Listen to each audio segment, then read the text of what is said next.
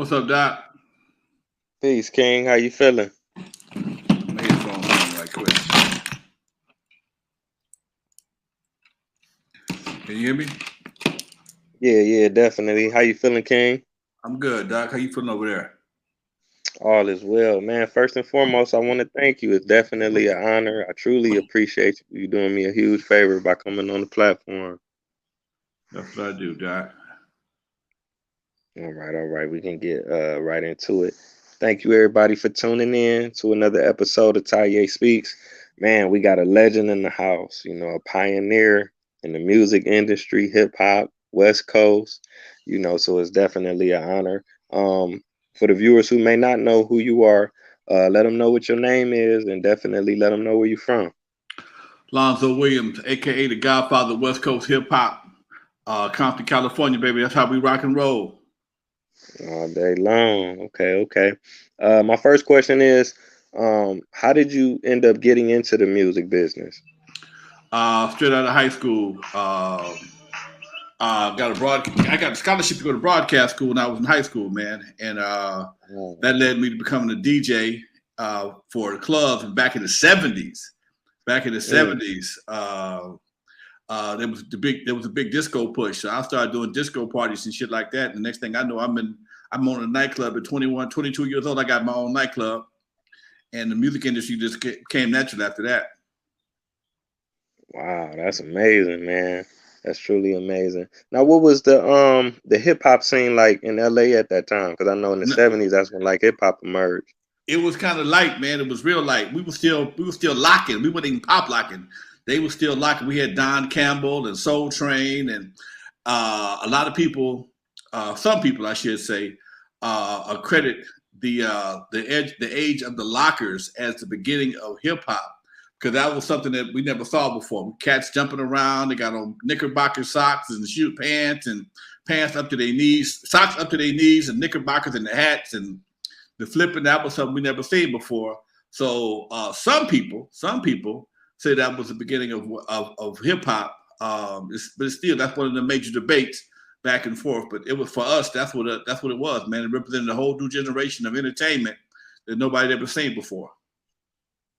Okay. For some of the viewers who may not know, you was a part of the World Class Wreckin Cru. So how did that come about, and what was the World Class Wreckin Cru? My group, World Class Wreckin Cru, was a pioneer group here on the West Coast. We were a bunch of DJs out of my club, Eve After Dark, and I saw hip hop coming to California, coming to the West Coast.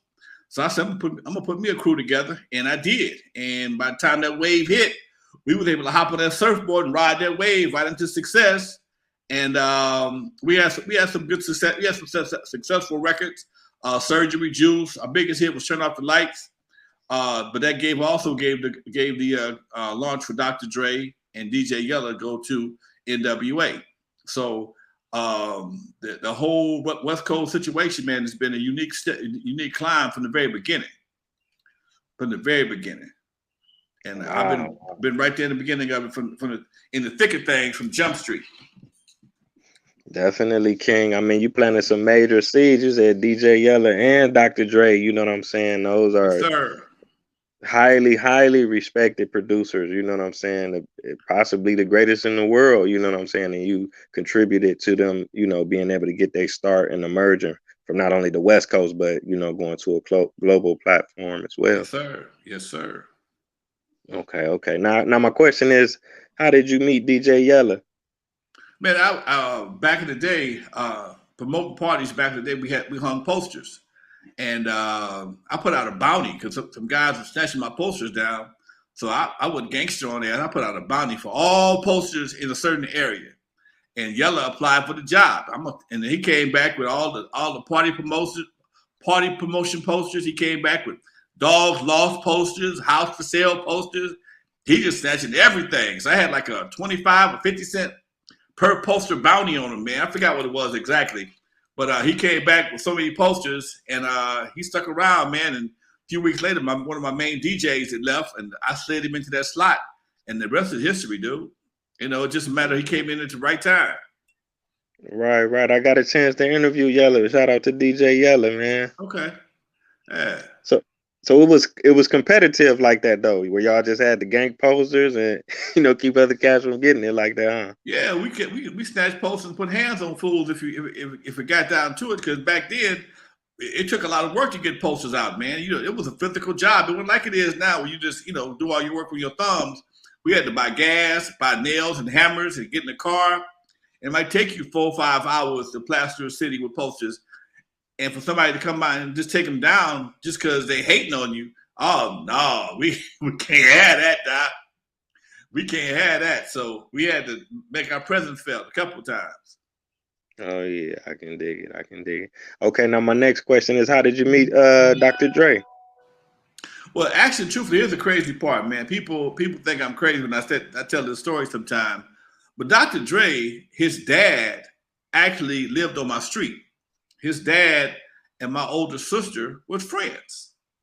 His dad came down to my house when his mom was pregnant with Dre's mama was pregnant with him, and told my older sister and my mom, "Hey, I just had a little baby named Andre." Now I'm 8 years old. I heard this shit, and the reason why I stuck with me because I never heard the name Andre before. Fast forward, 16 years later, Dre come to the club looking to get in with Eazy. And he started dropping names. My uncles. My uncle Theodore, my dad Theodore, my uncle's Teddy, and everybody. I knew him because we all hung out together. We was all the same age, and he was about 16 years old by that time. So he came on in, and that's how he stuck with us. That's how he got with us. Oh wow, came in and cool. Made it happen. Right. Now I was watching another interview. You say you ain't let Eazy in though. Man, see, at that time, dude, the world was a different world than what we know today, Doc. Every club had a dress code. I don't care what it was, a teen club, whatever. It was a dress code. People dressed differently. You had to wear hard-soled shoes. You had to wear slacks. You had to wear a shirt with a collar everywhere you went. I mean, any club that was worthwhile, and my club was no different. And he was a t-shirt wearing kind of cat with tennis shoes and jeans, and I didn't want to let him in. And that's simple as that. You got to come correct, dude. I mean, we're talking about the early 80s, man. The early 80s when Prince, Michael Jackson, Morris Day at the time, these were our influences, Doc. When I would go to clubs in Hollywood during the week, because I had to work on the weekends, I had to dress, man. And, I wanted that same vibe in my club. My club was not, it was for young adults, but it wasn't for teenagers. It was a different vibe. And that's what folks never understood. It was for young adults, not teenagers. So I made them, those who wanted to come in had to dress a certain way. All right, gotta respect that for sure. Yeah. Okay. Now I was gonna ask you about the movie, Straight Outta Compton. Now you was portrayed in the movie, right? Oh yeah. You can't tell the story. You can't tell the truth about nothing out of Compton if I ain't in the middle of it. Right. So I wanted to ask you, what was your perspective on your portrayal? So for the viewers who may not know, like when they, I guess they showed when they first started making gangster rap, and how did you really feel about it at that time? Because it was kind of something new, you know what I'm saying? Well, that's the funny part about it, man. I tell people, man, do the math. We talking about 85. Wasn't no gangster rap back in 85, man. Right. You might have had Just Ice. That's it. Maybe Ice-T. Maybe. But there was no gangster rap in the 80s. And basically, man, I tell cats all the time, everything you saw on Straight Outta Compton never really happened. Cube didn't play do those. Cube played Skateland. Cube was too young to come and do those. Okay? I never heard Cube do a gangster rap in my life, and I went to a concert about 4 or 5 years ago. So, it was Hollywood, man. Hollywood, that's where the magic comes in at. So they tell the story the way they want to tell it, but like I tell people, man, do the math, dude. Do the math. Okay, 1985. You couldn't find it. We were still partying, man. New Jack was still around. It wasn't no gangster rap around then. Okay, and they made it work for them. I ain't mad at them, but my portrayal of the movie, I'm cool because, like I told them, one thing about me, Doc, I've been a hustler and player all my life.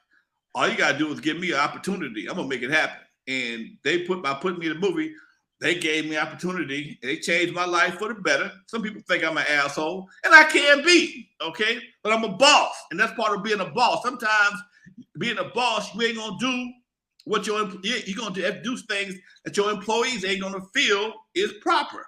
Okay, they might not like it. We don't like $5. We don't like $5 gallon gas, but we still deal with it. Okay, we don't like the fact. We don't like the fact that inflation is high as hell. You go to get a hamburger, you need $10. Nobody. That's a boss move by the hamburger manufacturers. So it is what it is, Doc. And like I said, basically, I'm a pretty cool cat. But when my back is against the wall, like any real man, I got to come out swinging. Okay. And sometimes when you push the button, that's what you're gonna get. You're gonna get the nuclear explosion. Don't push the button, motherfucker. No doubt, no doubt. But you gave them an opportunity too, right? Because to my understanding, Eazy, what is it, Boys in the Hood? They recorded it at your studio, right? I'm sitting in my studio right now, Doc, the same studio that they did all that shit in. Everything you saw in that movie, I'm still sitting in the same room. I've been in my property for 30-some odd years. I live in a nice neighborhood. I got a nice house. I got a nice neighborhood. I never moved. I ain't got to go nowhere. Anybody looking for me because I never portrayed to be something I wasn't. And all the gangsters that I know, they love me. All the non-gangsters I know love me. So anybody looking for Lonzo. So, and those who looking for me, they're looking to either give me a check or pat on the back. So, I'm still here. So as I look around this room, these walls can talk. Like people say all the time, it'd have a hell of a story. Man, wow. What they call it, when they find them old houses and stuff. It's a historic site, man. They need to preserve that. I bought my house from another musical guy that if I told you his name, you had to look him up to see how bad he was, because he was back in the 60s. He was down there before my time. But I bought my house from him, and he was a musical cat named Johnny Otis. So the legend continues, man. I'm running to people that's in their 70s and 80s that used to record in my studio back in the day. So, it's just I'm part of a legacy, man. And I'm starting to understand that in more ways than one, not just the hip hop legacy, just a musical legacy here on the West Coast that was able to continue through my efforts. I'm not, like I said, I don't really play an instrument, and I ain't no hell of a rapper, but I stay in the mix. I keep putting people on. That's my job. That's my call to duty, is to put people on. So I'm doing showcases. I got a television channel right now called the Homegrown Media Network on the Roku platform. That's one of my shows. In fact, two of my shows. All I do is put people on. I can put you out there for the public. The public got to make the final decision. I'm going to introduce you to the public, okay? The public got to make the final decision. That ain't me. It ain't my call. Your music and your personality will determine if people want to mess with you or not. And that's something I tell people all the time. If your music and your personality, it's two things. It's a two-edged sword. Both of them got to come together to make a hit record. Oh, yeah, man. You put on some giants for sure, man. You changed world history by providing those opportunities. Now, to my understanding, you introduced Eazy to Jerry, right? Yeah, yes, sir. Yes, sir. That's amazing. That's one of them situations when it came about, I didn't think much of it. But you see, hey, man, sometimes you just make the connection, Doc. Let it do what it do. Okay? Let it do what it do. Okay? I like I said before, I can introduce you to the public, to the world. But if the world ain't feeling you, ain't nothing I can do about that. And if the world is feeling you, more power to you. Okay? Right. Easy asked for introduction, and they made it work. Hey, man, more power to everybody. Yeah, most definitely. Let me see. Now, I was going to ask you about that introduction. If you could talk a little bit about it. What was it? Did Eazy owe you some money, or he offered you some money? No, see, that's that alternative facts that been spun around. Eazy owed me money for using my studio when Dre got him out of jail. Him and Dre made a deal for Dre to make some beats for him. And I don't mind him making the beats, but when you push record and start recording, I got to get paid. And Eazy had burnt up about $500 worth of studio time. And it was like, hey, man, you got Dre out of jail. Lonzo didn't go to jail. So Lonzo got to get paid. And we was going round and round about it. He wanted to meet Jerry Heller. And I'm like, dude, I'll pay you. I give the money out. No, wait. You can't pay me what you owe me, and I'm supposed to still do you a favor. So make it worth my while. So he threw something on top of it. I made the connection. It was simple as that. Doc. Man, right. That turned out to be a power move, though. You know what I'm saying? It definitely Musical did. history would be Did. different. But again, in the movie Straight Outta Compton, they don't tell you that. They tell you Jerry was carrying, Eazy was carrying boxes through the records manufacturing plant, and Jerry helped him carry some boxes. That's some bullshit. Jerry don't carry no boxes. Okay, Jerry ain't carry no boxes. So no, so again, they tell the story the way they want it told. They don't give people the credit that they really deserve, because everybody knows how that connection was made. But because of the movie, they put it another way to embellish the movie. Right. All day. Now you got a book though, right? And you Got a actually wrote book. it from your perspective. I How got can they get it? What's the name of it? I got a book called NWA, Not Without Alonzo. I got a book. I got an audio book. I got an audio book on Audible, same title. I got my paperback book is on same thing is on Amazon, and I got a special USB set to music. I only sell it on my website, alonzowilliams.com. So if you want to contact me, want to get all three of them together, holler at me. They're all $45 plus shipping at alonzowilliams.com. The audio book, the book, and my comic book. I got a comic book. Wow. That's dope as fuck. It's me, Dre, and Yella on the cover of it. It's from the Hip Hop Family Tree, a limited edition comic book. I sell them for $15. Although I'm running out of them, so I get out of my last 50, the price gonna go up. So I'm letting you know right now. Hit me up, alonzowilliams.com, folks. All right. I got 2 questions left for you, King. Okay, my next question was about I was watching the interview. He was kind of talking about the Ice Cream Man with Master P. He sampled one of the World Class Wreckin Cru's record. If you could talk about that a little bit. Yeah, Master P, he sampled Ice Cream, Turn Off the Lights. And that became Ice Cream Man. Big hit for him, big hit for me. And love him for it. Ain't no but some love jumping off on that right there. Okay? Nothing but some love. Okay? Right. In case they forgot, in case they didn't know. They forgot. All right, this is the last one. Okay, I got a chance to check out one of your interviews, and it said that I don't know if this was before the pandemic or not, but you actually do some mentoring. You actually work with prisoners or newly released prisoners. You're doing a lot of community work. If you could talk about that a little bit. Yeah, man. I have a nonprofit called the Lyrical Revolution. It's at lyricalrevolution.org. And one of the things I've been doing, man, working with a lot of cats on reentry programs. I teach them podcasting. I do mentoring, mentoring classes. I'm surprised. I was surprised to hear how many cats that I work with these guys would tell me things, man. Alonzo, you the first guy I ever talked to, man, that didn't have a felony. I wasn't trying to get me put a sack in my hand. I wasn't trying to put a gun in my hand. I'm like, damn. Or trying to put me on some gangbanging shit. And I didn't understand that. And coming from a whole army of mentors, my dad, the club owner, people that I've had black men give me advice all my life. So I feel that that's part of my responsibility as an OG in the game, man, to share information with youngsters, Doc, because the game is getting colder and colder every day. And if somebody don't put a jacket on your ass, you're gonna freeze. Okay. Mm-hmm. And that's what I try to do, put a jacket on as many cats as I possibly can, keep them out of the system. One of my guys came by last night for the studio. He didn't know where he was coming.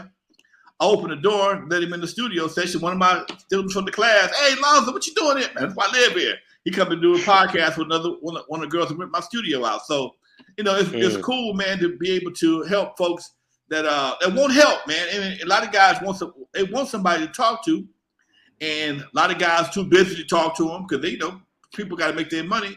But God blessed me with a decent lifestyle, so I got time to to invest in somebody else's future. Hopefully, they'll keep returning the favor and pay it forward.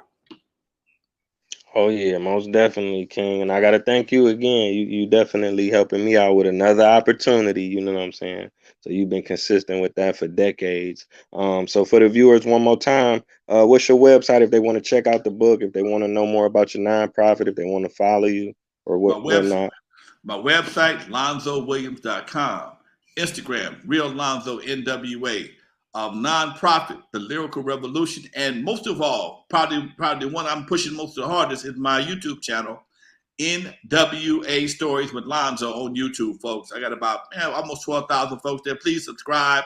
Come by, check out the show. I'm live every Tuesday and Thursday. I do an interview show on Tuesday where I'm interviewed by one of my boys, Dusty Vision. But on Thursday, I'm interviewing folks from the hip hop community and more. So come on through. It's a nice little flow. Nice little flow. All right, all right. Thank you, everybody, for tuning in. It's been another episode of Taye Speaks. Until next time, family. Peace. Much love, Taye.